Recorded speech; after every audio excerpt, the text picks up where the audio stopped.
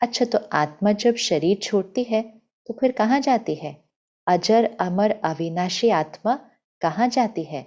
आत्मा एक शरीर छोड़कर माँ के गर्भ में प्रवेश करके अपने नए शरीर में प्रवेश करती है। वो नया शरीर फिर बनना शुरू होता है। तो वो शरीर जस्ट बनना शुरू होता है तो एक शरीर छोड़ आत्मा दूसरे शरीर में प्रवेश करती है।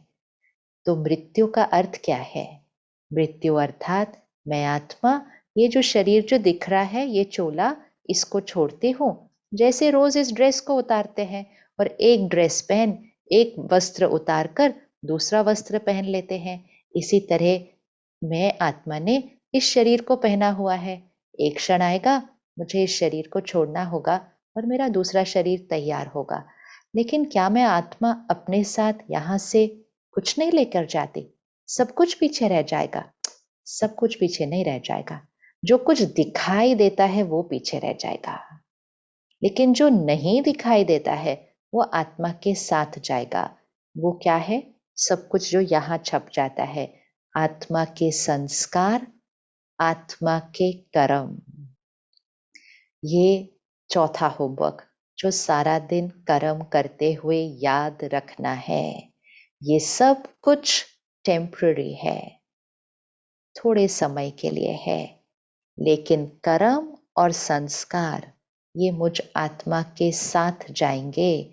तो मैं आत्मा शरीर छोड़ अपने कर्म और संस्कार लेकर अगले शरीर में प्रवेश करते हो। कुछ महीनों बाद बच्चा पैदा होता है।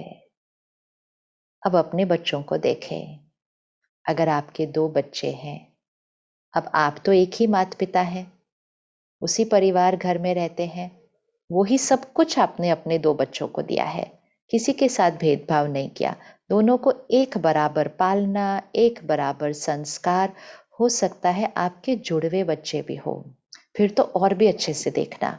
सब कुछ एक जैसा है, शायद शरीर भी दिखने में एक जैसा है, लेकिन क्या उनका व्यक्तित्व, क्या उनके संस्कार एक जैसे हैं? क्या आपके 2 बच्चे एक जैसे हैं? नहीं है ना? कभी कभी तो आप परेशान हो जाते होंगे, ये मेरे बच्चे होकर मेरे जैसे क्यों नहीं है, और ये दोनों मेरे बच्चे होकर एक जैसे क्यों नहीं है? क्योंकि हम किस आधार पर सोचते हैं, ये मेरे बच्चे हैं, ये दोनों मेरे बच्चे हैं, ये मेरा ही तो गलती है। ये आत्मा है दोनों, ये आत्मा इस शरीर में आई है, लेकिन ये 2 आत्माएं 2 अलग अलग पास्ट से आई है। दोनों पहले 2 अलग अलग शरीर में, 2 अलग अलग परिवारों में, 2 अलग अलग परिस्थितियों में, 2 अलग अलग स्थानों पर अलग अलग संस्कार और अलग अलग कर्म लेकर ये दोनों आत्माएं मेरे घर आई है। और इसीलिए इन दोनों के संस्कार, इन दोनों के कर्म, और इसीलिए इन दोनों का भाग्य अलग अलग है। तो मन के बहुत सारे प्रश्न खत्म हो जाते हैं सिर्फ एक बात याद रखने से, कि मैं आत्मा हूं। इतने सारे प्रश्नों का उत्तर मिल जाता है। नहीं तो मन सोचता ही रहता है, ये ऐसे क्यों है, ये ऐसे क्यों है, ये ऐसे क्यों करता है, वो ऐसे क्यों करता है। एक सिंपल आंसर, ये आत्मा है, और आत्मा अपने संस्कार और कर्म लेकर आई है, और हर एक के अलग अलग संस्कार, अलग अलग कर्म हैं। तो हर एक को समझना बहुत सहज हो जाता है, और फिर ऑफ कोर्स हम उनको पालना देते हैं।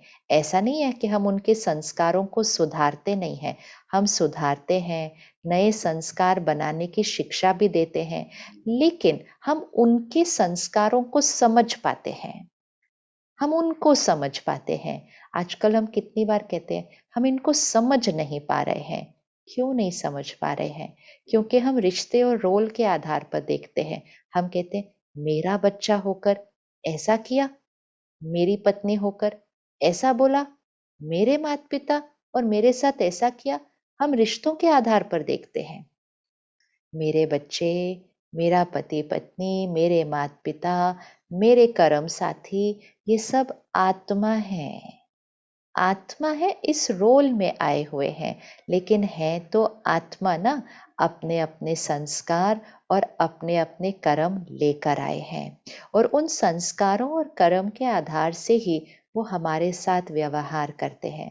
तो जिस दिन बच्चा पैदा होता है वो अपने कर्म और संस्कार लेकर आता है, और इसीलिए तो आप में से कईयों ने उस बच्चे के पैदा होने के बाद उसकी जन्म पत्री बनवाई होगी, और पंडित जी ने उस बच्चे का, जिसका जीवन अभी शुरू नहीं हुआ है, उस बच्चे के जीवन की बहुत सारी बातें आपको पहले दिन ही बता देंगे।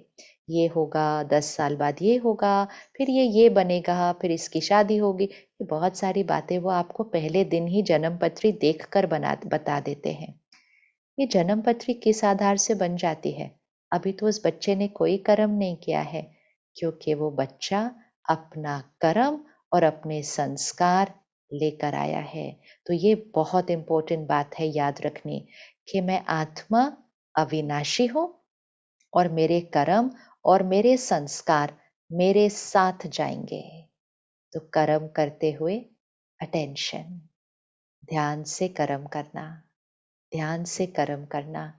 वो ही कर्मों का खाता हमारे साथ जाएगा। वो ही कर्मों का खाता आज भी हमारा भाग्य बनाता है, और वो ही कर्मों का खाता हमारा अगला भाग्य भी बनाता है, और उसका अगला भाग्य भी बनाता है। बाकी सारी चीजें जो दिखाई देती हैं छूट जाएंगी।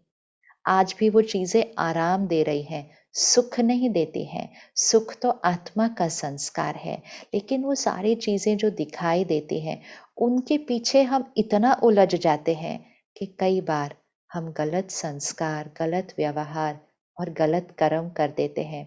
हम सोचते हैं अभी तो काम हो जाए, लेकिन वो कर्म हमारे साथ जाएगा। तो बहुत अटेंशन। वर्तमान भाग्य और अनेक जन्मों का भाग्य मुझ आत्मा के कर्म और संस्कार के आधार से बनता है।